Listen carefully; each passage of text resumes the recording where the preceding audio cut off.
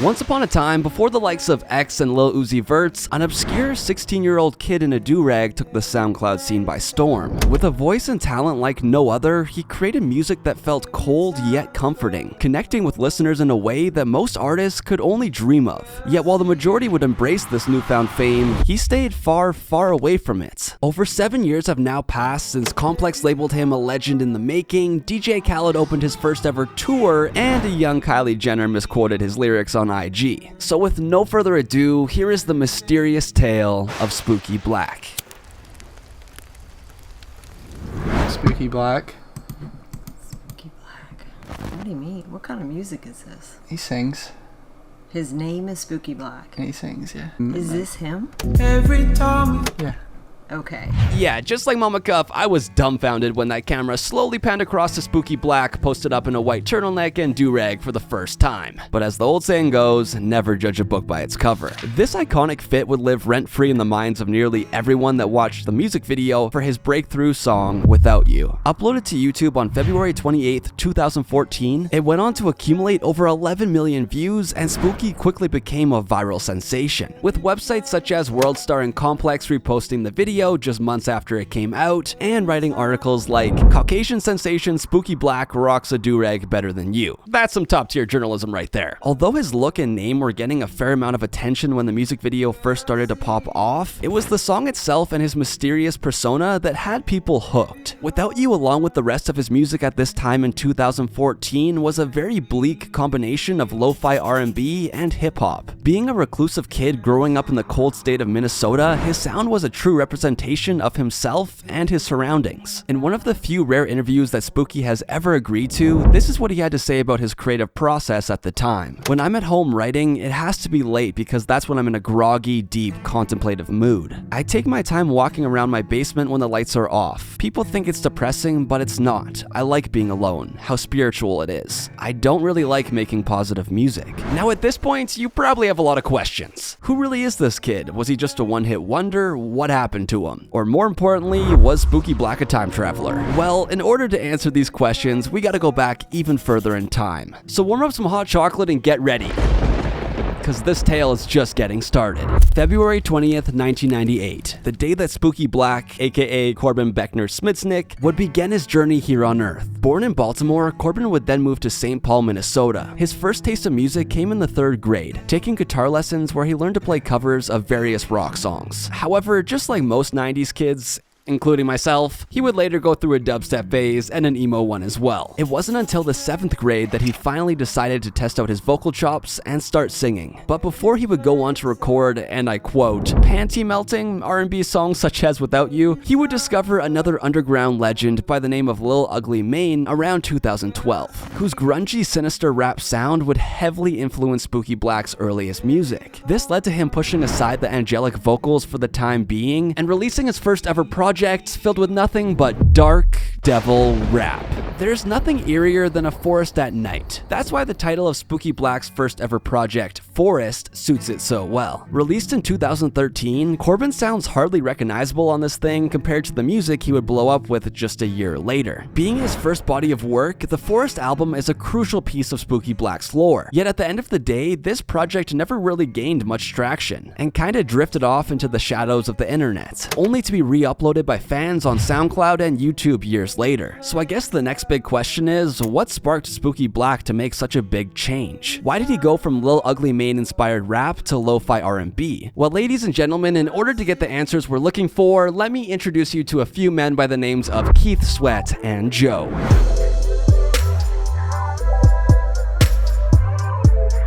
Look familiar? Spooky Black's iconic all-white look that he wore in the Without You music video was indeed inspired by R&B icon Joe. Now that we know he was taking visual inspiration from the R&B genre, it only makes sense that he might be influenced sonically as well. This is where Keith Sweat comes into the picture. After being introduced to the R&B artist by his friend's dad, Spooky Black would take a hard right turn, ditching the horror-tinged rap sound and pursuing a fresh R&B one. However, his take on the genre was far from the norm. Working with producers like GREAF, who would later go on to collaborate with the likes of Lil Peep and XXXTentacion, Spooky Black would then drop his second project on February 28th, 2014, with one special song that would change his life forever. Black Silk. Not only a material that looks fine as hell on Kylie Jenner, but also the name of the second project that Spooky Black ever released. With a total of 11 tracks, this album is filled with experimental R&B. You could tell he was really testing the waters with his beat selection, but the one thing that was consistent was the emotion he poured into this thing. Here's what he had to say about his state of mind while recording this album. Black Silk isn't really about girls, it's just the platform I chose to convey how I was feeling. That's when I was going through depression. From my point of view, this project is a nostalgic goldmine, but objectively speaking, it's far from perfect. Except for one song, of course, called Without You. Coming in at number 6 on the track list, the soon-to-be viral hits is where Spooky had truly found his sound. Hi everyone, Good Guy Tano here, the internet, and it's time for a review of the new Spooky Black Leaving EP. You know you made it when the Melon is reviewing your music. However, Mr. Fantano giving Spooky a strong 5 to a light 6 didn't sit too well with his fans.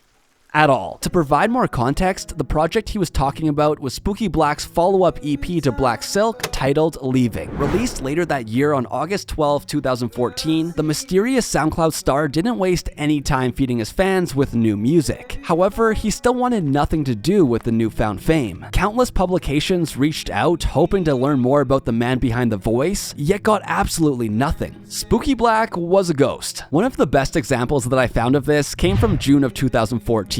Complex had just listed his hit Without You as one of their songs of the year, and when they asked for an interview, he simply replied with, "No." Let's now go back and look at his third project, the Leaving EP. The Melon may not agree with my take, but I think he showed a lot of growth on this thing and had a much more focused sound, which may have been partially thanks to this man right here. 99.9% of you probably have no clue who he is, but he helped produce a few mixtapes that you may have heard of. Does Thursday or House of Balloons ring a bell? By chance? Doc McKinney, the same man that helped produce The Weeknd's earliest mixtapes, worked with Spooky Black on Leaving. Basically, after hearing Black Silk, Doc knew how special of a talent Corbin was and had to get in the studio with him. Leaving went on to do really well, and other big names in the industry were starting to take notice. To put things in perspective, Janet Jackson used Spooky's song Idol from his Leaving EP in a video interlude that was a part of her world tour. AKA, the do-rag kid that was popping on World Star was now being recognized by actual global stars. So what was next for Spooky Black? He loved the music, but obviously didn't like being the center of attention. Luckily, despite being more of an introvert, he made a great group of friends that just so happened to be based in Minnesota and make music as well.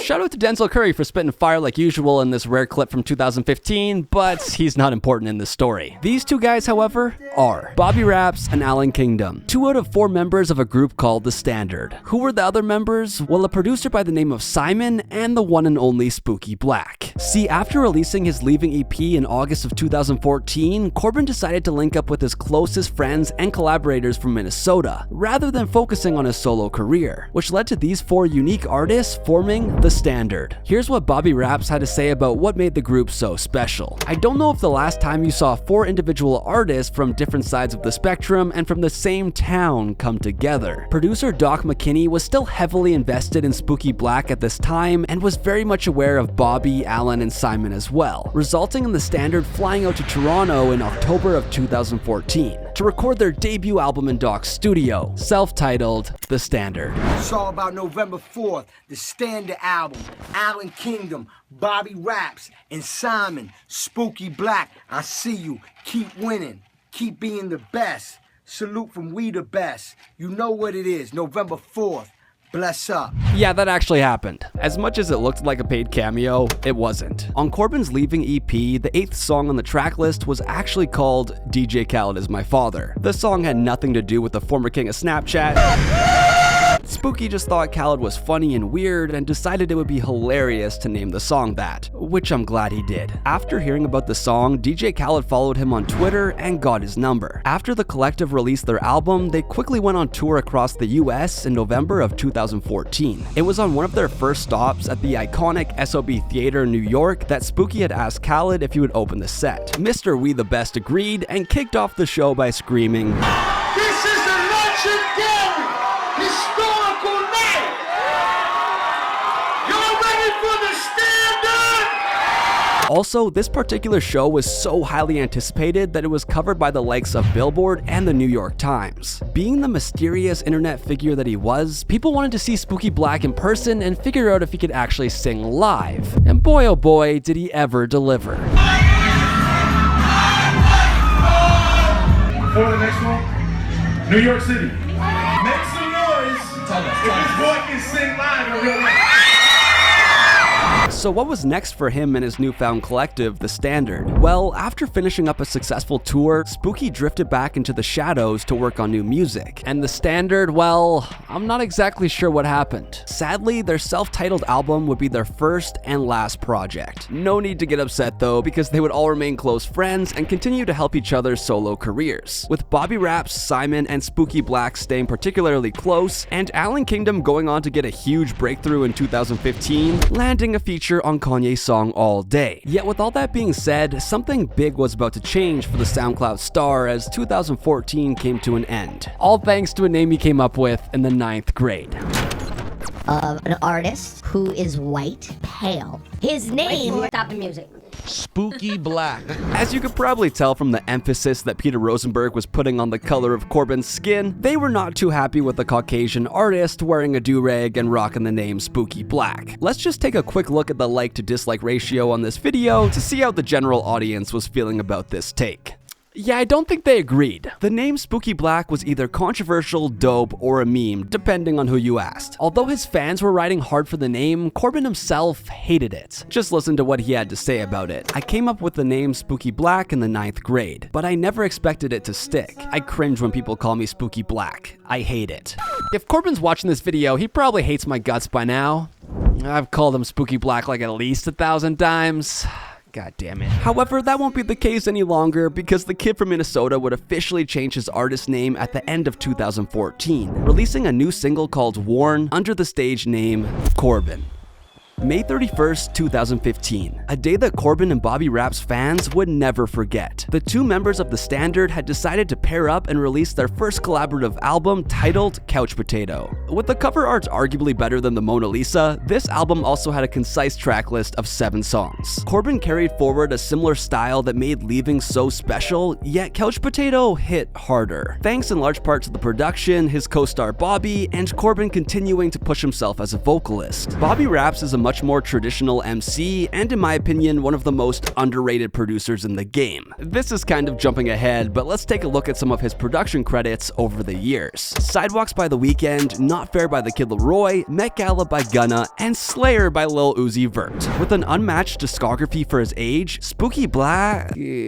Corbin had numerous labels knocking on his door. This resulted in Young Turks and XL Recordings signing him when he turned 17, the same label that has helped artists such as Sampha take their career to the next level. However, early on, it was quite clear that things wouldn't work out. Here's what Corbin had to say about his label situation in 2015. We were gonna put out a record with them, but we just didn't really click. That was the first label I was on, but it was just a lot of pressure on making music. I think it's important to remember just how young Corbin was when all this went down. If you're an old head like me, think back to when you were 17. How would you deal with radio stations attacking your character, millions of people critiquing your work, and industry executives breathing down your neck? Sounds like a nightmare to me, so I don't blame him at all for backing out of that situation with the label. Unfortunately though, for his fans, this was a big turning point in Corbin's career, as he would step back into the shadows and leave the internet entirely.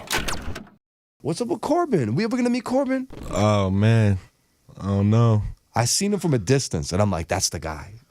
You know what I mean? But nah, big shout to Corbin, you know what I mean? AKA Spooky Black doing his thing. This interview with Bobby Raps took place in May of 2017. He was being asked about his work with The Weeknd, along with promoting The Standard's reunion performance at the Soundset Hip Hop Festival in Minnesota. Fans were hyped to see the hometown heroes on stage together once again, yet more importantly, this was a rare chance to hear from Corbin, who at this point in 2017 was still nowhere to be found. Besides releasing a few songs on SoundCloud, just to delete most of them shortly after, fans were left starved without new music since 2015. Yet Corbin had his reasons. "I didn't plan to be away for so long, I just never really made an album that was worth putting out." And when asked about why he just vanished and remained silent, he simply replied with, "I just had nothing to say." Fortunately, Corbin was one to let his music speak for itself. And on July 27th, 2017, the world would finally get to hear how he was feeling. Corbin ate Kurt Cobain and Ian Curtis's hearts and returned with Ice Boy. Take what you want from the title of that article, but yes, the man, the myth, the legend was finally back. On July 27th, 2017, Corbin released his first official single in over 2 years called Ice Boy. Lacking a music video or any real promotion, the song was still able to hit 1 million views on YouTube, and Corbin was back on the map like he never left. While on a trip to LA to visit Doc McKinney, the kid from St. Paul linked up with 2 very special producers. I'm not even gonna try to pronounce their names, but they're on the screen right now. These 2 have worked with the likes of Drake and Young Lean, and would help Corbin shape a new sound to take his music to another level. Because on August 24th, 2017, Corbin would announce his 4th solo album.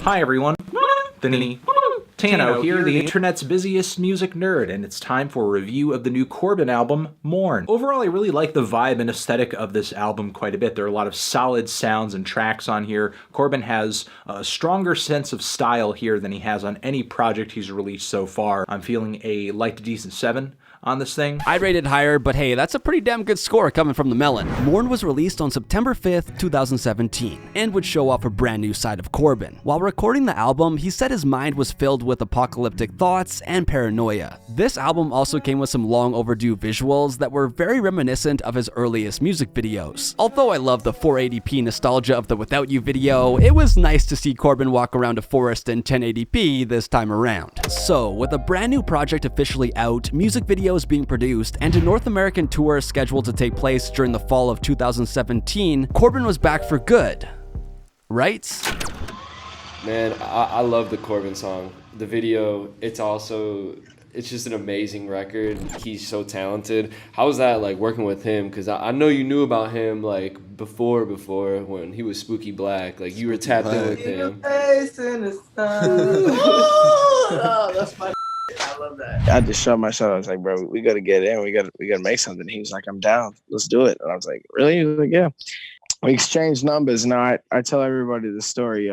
He is a real life legend. Like he was like, oh, here, put your number in my phone. And he pulled out a flip phone. First off, that flip phone story is the most Spooky Black I've ever heard. Secondly, take a look at when these interviews with the Kid LAROI took place. Yeah, the year of hell that was 2020. After dropping Mourn in 2017, Corbin would once again step back into the shadows. Besides posting on IG and Twitter here and there, people had no idea what he was up to or where he was. But as you could probably tell by this point in the story, that's probably what Corbin wanted. Over this 3-year period, he fortunately released a few songs on SoundCloud. However, his mystifying persona continued to grow as nothing official was released. I now want to take a second to thank the Kid LAROI, because according to what he said in that interview with Lyrical Lemonade, Corbin was turning down big feature opportunities while on his hiatus. But after vibing in the studio together, the Aussie was somehow able to convince the legend to make an official comeback, coming together to record an absolute masterpiece called Not Fair that would land on LAROI's debut mixtape,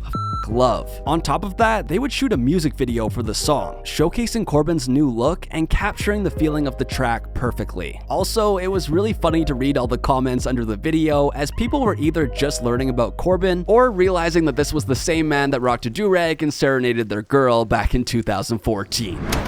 I've been making a lot of music.